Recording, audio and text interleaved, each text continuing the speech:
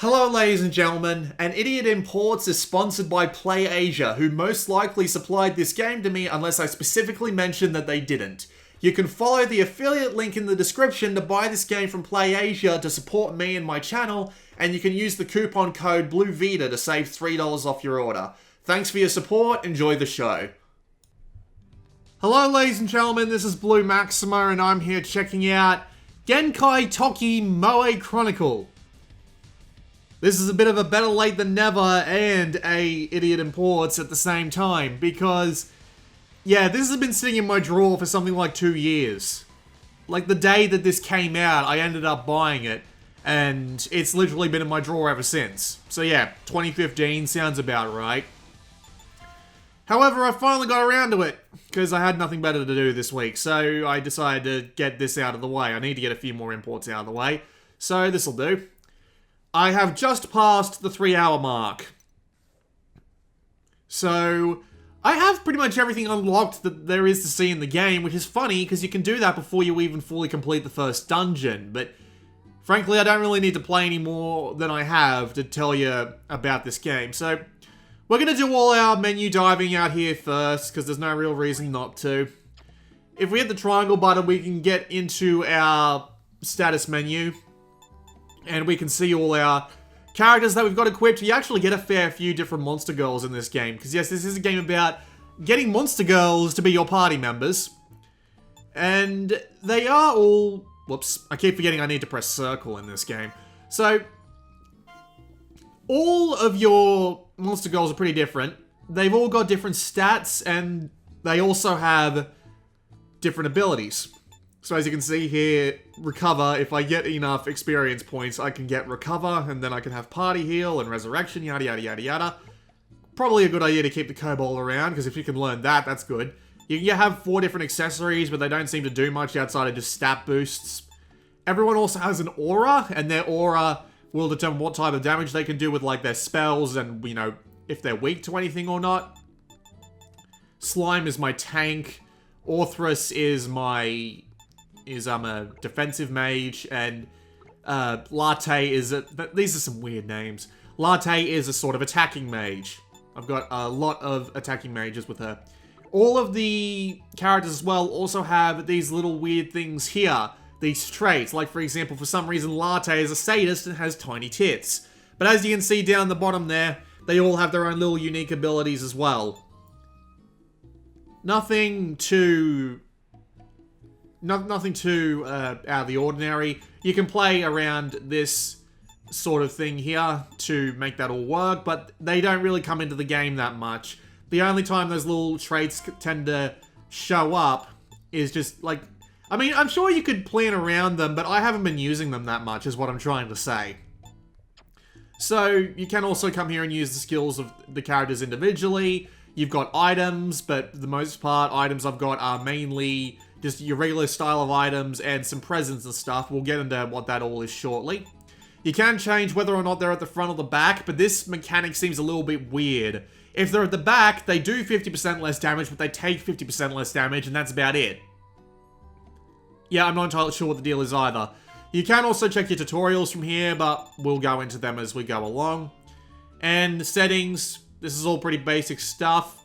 Difficulty you can change at any time, however, the higher difficulties give you more resources in exchange for making the battles harder, which is nice, because if you wanted to go and, say, grind the first dungeon, you could just put it up to expert, then hop into that dungeon and just start grinding at the entrance. You can also save pretty much anywhere you want, except when you're in the dungeons, of course. So if we come to the inn, we can go into their individual rooms and talk to them, but we'll do that later. Divination is pretty simple. It'll give you the place you need to go to improve your relationships with the monster girls. We'll get into that. Party, you can just change who's in your party at the moment. Rebuilding is interesting. Using items that you earn via the egg system. Yes, it is the egg system, and we'll be getting into that. You can upgrade the monsters' rooms. However, upgrading the monsters' rooms isn't really something you want to do. At least as far as I can tell. I mean, you can upgrade the characters that you're not taking along, and they'll gain experience as you go along. And also upgrading their rooms is a way to increase the amount you can be friends with them. Except I haven't found the limit to that yet, so you just end up having to play along until you get to that limit. It's just weird. It's not really something you want to do because it costs so much gold. Gold is a bit of a problem in this game, because despite the fact that you get a fair bit of it, everything is really expensive. Except, like, the really small healing items, and even then, they can be a bit of a wallet cruncher. So, it's just a little bit of a problem, because you end up having to spend so much bloody money to keep your supplies going. But anyway, so this is the room list, and we can go and talk to the girls, of course. So I'll just go talk to Lilia. And you can give her a present, just as an example. So if I wanted to give her a Mystic Crystal, I could do that. And she likes that, so I get a little bit extra intimacy, but I don't want to give her the nice sandbag. Because obviously that'll well, not obviously, but that will upset her. It's a little bit up in the air as to what works with what. It's kind of annoying. Bumping Scratch, we'll get to that later. Pet Pact is interesting. When you defeat monsters, they might come back to the inn, and you can actually take them along as pets. And they all have their own effects. So, for example, the Vertical Strike Mask, if I attack someone, I might get an extra attack with a wind ability, which is nice. And as you can see, there's a bunch of different abilities you can use here, which is kind of a neat system. If you have the right items from the dungeons, you can get your characters other outfits. And as you can see here, this will change their stats, and it will also change their abilities. So if I wanted Lilia to be a healer, I could make her a healer. Or if I wanted her to be basically a tank by the looks of things, I could get her to be a tank. You know what? I'm going to make her a tank.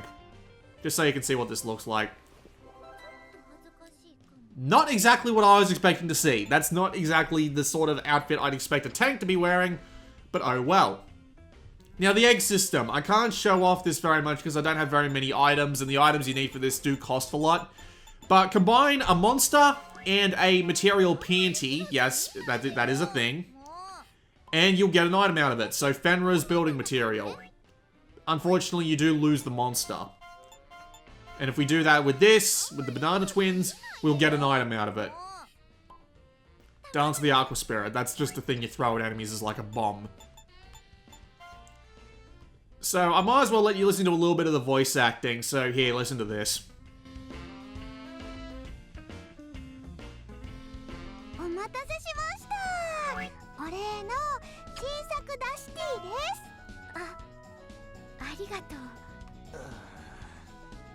いただくんだぜ。どうですか？せっかくドキドキなんだじゃ。久しぶりのダスティね。なんだか安心するわ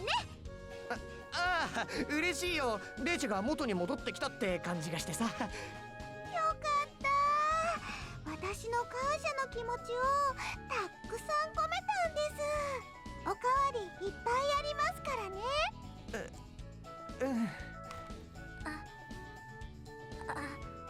ありがとう。That was just a little bit of the voice acting. There is more I can show you, and I might as well, just while I talk about what I think so far about this game. At least the story. The story is really basic stuff. It involves... Literally, this guy here on the left can't talk to girls very often. And he's basically a lazy bastard, so he gets sent off to save the world. It's okay. Not the worst plot in the world, I guess. I mean, for a game like this. But it gets a little weird later on. Like, there's a bunch of weird things that happen in the plot. Like, the whole game has this obvious sexual overtone to it, right? It's not even an undertone, it's an overtone. It's literally right there for you to see. And it's just a little bit odd how far they take it. I mean, sex comedy can be funny. It really can be. I'm not going to claim that sex comedy can't be funny. It's just... Or, I imagine that's what they're trying to do, but it's just so heavy-handed and blatant in some places that it just doesn't make any sense. It's like... Were they trying to make me laugh, or were they trying to make me think, why is that so obvious? Like, the first conversation you have with the first monster call you get, which is, Lilia, I think? I can't remember for sure. I can never remember these bloody names. Is that I am 95% sure it was literally just her straight up asking the main character to have sex with her. And then he went through with it. No joke, no nothing, no anything like that. Really fucking weird. I'm not entirely sure. But it just comes out of nowhere. And it doesn't have a punchline. A lot of the sexual jokes in this game don't really have a punchline. It's just, okay, that's odd. And then they just move on. Especially with Odin, the panty-loving seal. He literally ejaculates coins. I never thought I'd hear Tomokazu Sugita playing a seal ejaculating, or trying to make a sound that sounds like it. But I heard that, and it's not funny, it's just really weird. Like, you know the sort of fan servicey shit I've played on this channel. To call that weird must be saying something. There's also the little bit of trouble that the game has with the dialogue.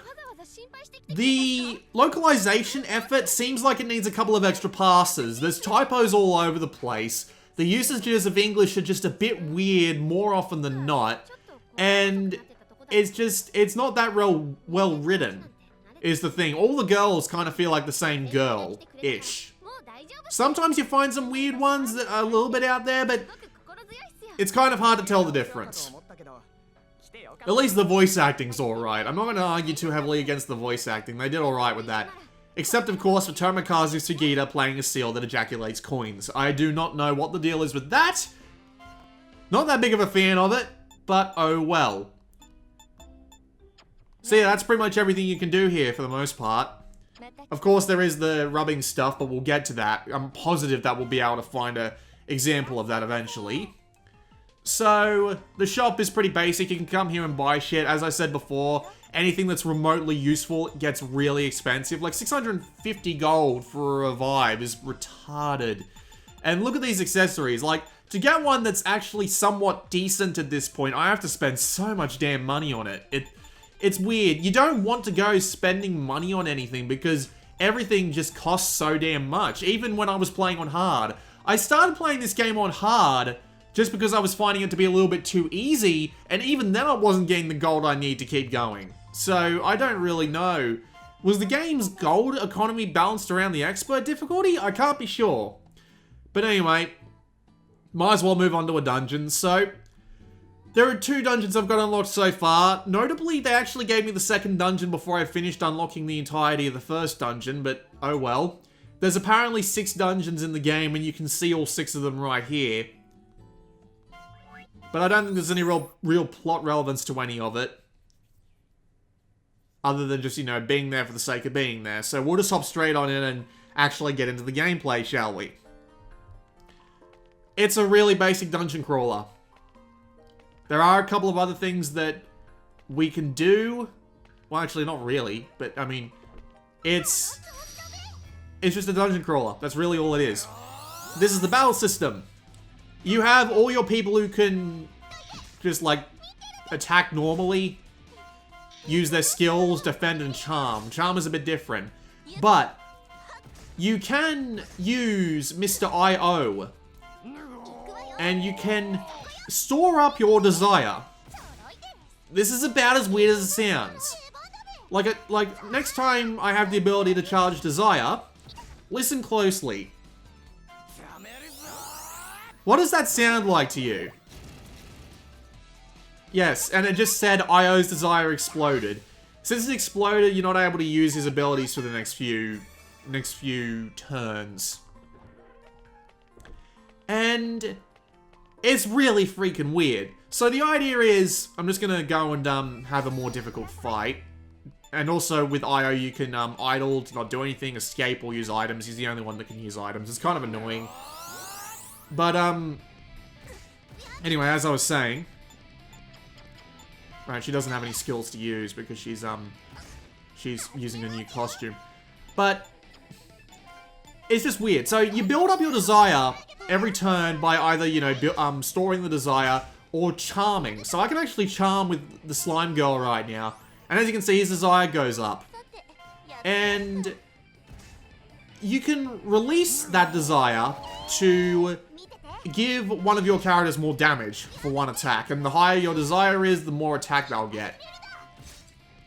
The annoying thing about this system, though, is that you end up not wanting to use it, because due to the way it works, you will end up overflowing your desire more often than not, because overflowing your desire is completely random. Like you saw in that first battle I did, where, wow, powerful headband +5, what the hell is that?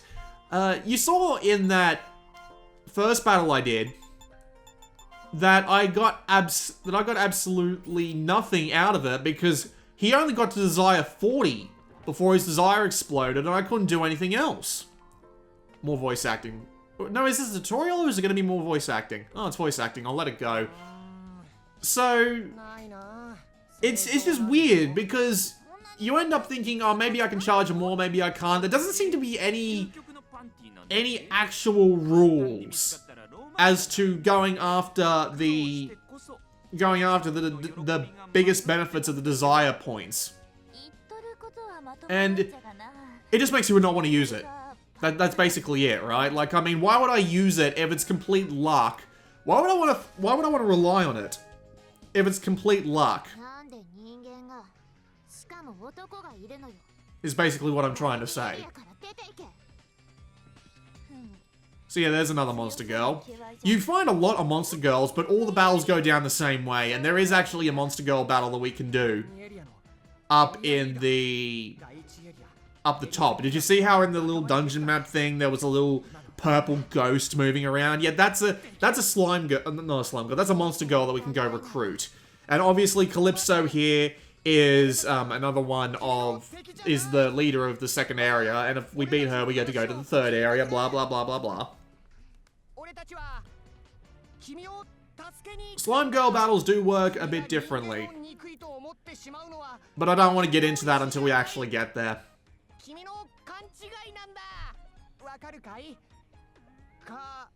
I don't think yelling at her is going to work, mate.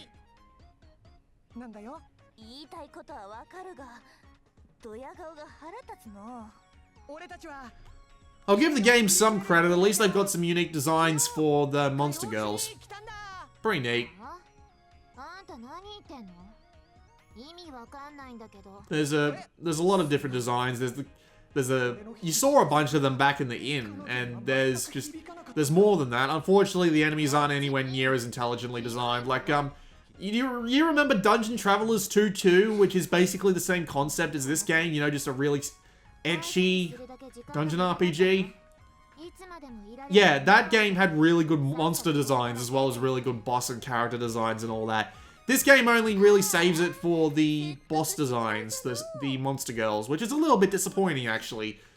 Like, I don't know how, I mean, there are some things that are kind of meant to be like sexual references, like a bloody twin banana, for example, and there are some other things going on like that, but other than that, it's not got much going for it in the way of the monster designs.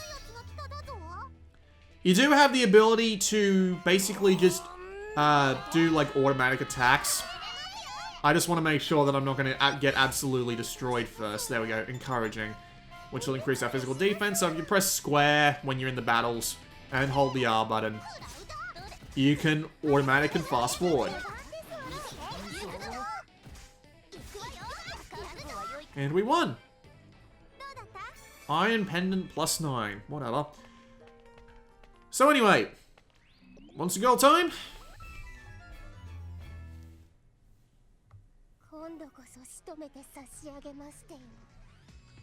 So yeah, I already fought this one. That's how I knew it was there. So, this is a Monster Girl fight.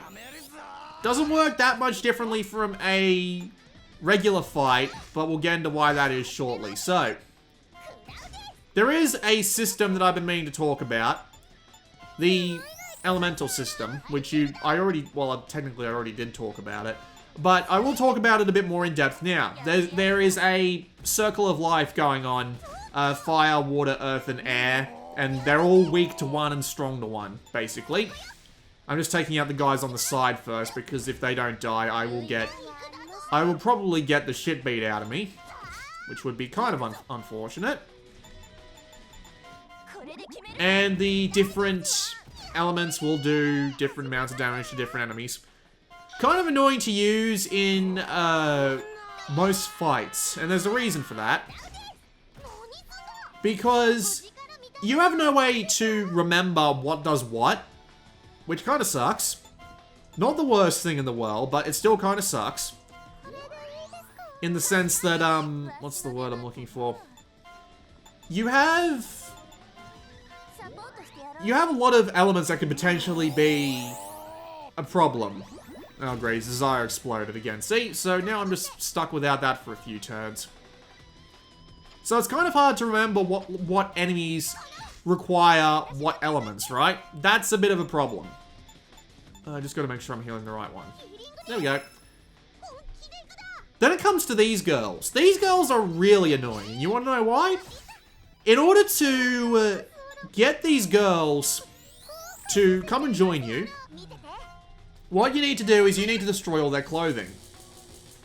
And to destroy all their clothing, you need to obviously attack all their clothing, like I'm doing here. However, all of these pieces, I should say, not some of them, all of them have different elemental values. So you need to basically just fuck around in order to figure out. Oh dear, she's not going to be able to use skills, which is unfortunate because she's one of my healers. So you basically just need to fuck around to try and figure out what the elemental power is of everything. It just kind of sucks because it turns every battle into almost the same thing.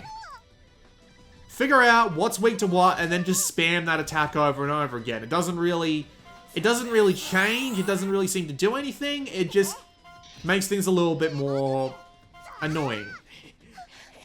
So anyway, as you can see on the left there, Otten, who is the name of the seal, can get angry, but he can also give you a little bit of a benefit if you get what's called I can't remember exactly what it's called now, but it's basically an elemental chain.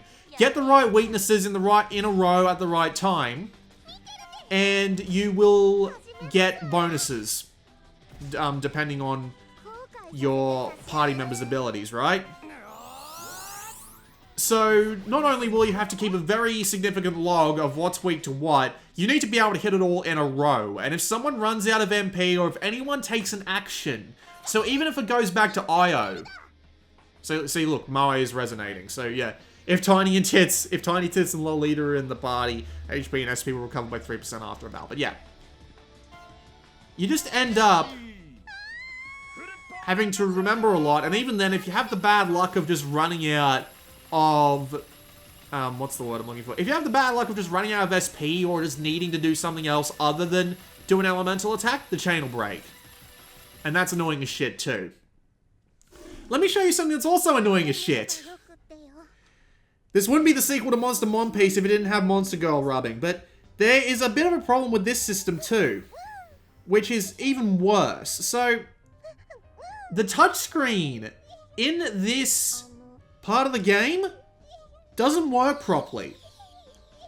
And I legitimately don't know why. It is surprisingly frustrating trying to get the touchscreen to work in this game, because they give you like 4 different actions you can do to pleasure the individual spots of the girls, right? But the game just can't seem to detect what's what, basically. And sometimes you'll really have trouble figuring out what you're trying to do. And sometimes you'll just, like, completely miss an area just because the touchscreen is like, oh, I don't want you to do this now. And as you can see, I've run out of time. And I failed. Because the touchscreen just sometimes decides not to work. And if you don't manage to pull that off, you have to do that entire fight again. That's the second time I've had to fight this girl. And I've had to fight another 2 monster girls twice. And another one 3 times. Just because the touchscreen just doesn't seem to work properly in those sections. I'm not even going to pay attention to the fact that it just seems overly ridiculous. It just doesn't work properly. Sometimes you'll also get nude flashes where you'll have to do the obviously masturbatory gesture, and sometimes it helps, but sometimes it doesn't. And it just... Again, it just doesn't work either. Sometimes it just has trouble determining that you're even actually doing anything. And I find it really hard to recommend anything about this game. That's the thing. It's just... Pretty much everything that I've done in this game has either annoyed me or not really engaged me. The dungeon battling is really basic. The whole Monster Girl racing thing is just a little odd. The plot isn't anything to write home about. The graphical fidelity isn't that great. It runs okay at the very least, but I mean, it's a dungeon crawler. If it didn't run properly, I don't know what it would be doing right. But yeah, it's just really basic. Really basic, and half the shit is frustrating and doesn't work properly. We can go up to the next floor, but frankly, I don't really want to. But I'll do it anyway, because we got nothing better to do. Another Monster Girl fight? Why not? 何よ、どうして人間なんて下等種族がこんなところにいるのよ。下等種族とかひどくね。 After having this in my... brain work with me here. After having it in my bloody drawer for 2 years, I can't help but be really disappointed. I was expecting something better. Considering that this is meant to be the sequel to Monster Monpiece, which was... Well, it wasn't exactly unique, but it did a lot of really neat things. And I liked that. I liked that a lot. Because that game was interesting. It did something that was actually fun and enjoyable, while having a bit of sexuality on the side, just as a little bit of an extra treat. It worked in the grand scheme of things. This game being a really basic dungeon crawler doesn't. It really doesn't. It doesn't really do anything interesting in the gameplay. It doesn't really do anything interesting with the fan service. And of course, the English version and all that is just not really that well written to begin with. And so I find it to just be a really boring game. Fuck it. Fast forward for a bit. As you can see, the EX is going up a bit there. So now I can just do a bunch of damage to this. Yeah, she fainted. If you hurt them enough just in the body, they'll faint and they won't be able to do anything. But really, I don't see any real need to worry about that. Just keep trying to hit the skirt or the clothes or whatever you want to call them. Because, I mean, every Monster Girl fight I've had so far is basically just destroy the clothes, and the EX meter will be fill up, and you can... The EX meter will fill up, and you can just go and beat the crap out of... Or you can just go and rub the crap out of them. So yeah, it's boring as shit. There's not much here that I like, really. Did this game came out before Dungeon Travelers 2 too, didn't it? Here in the West, anyway. Because Dungeon Travelers 2 does everything this game does so much better. It really does. Great, I have to hunt around for the fucking spot. I can't even see under my thumb because my thumb is a fat thumb. God, I hate these points because you just have to tap them once. And of course, that means that you're just wasting time, because look at how much time it takes for this spot to go away. You can't even tell when it's gone. Yeah, I probably wouldn't need to touch her on the scythe.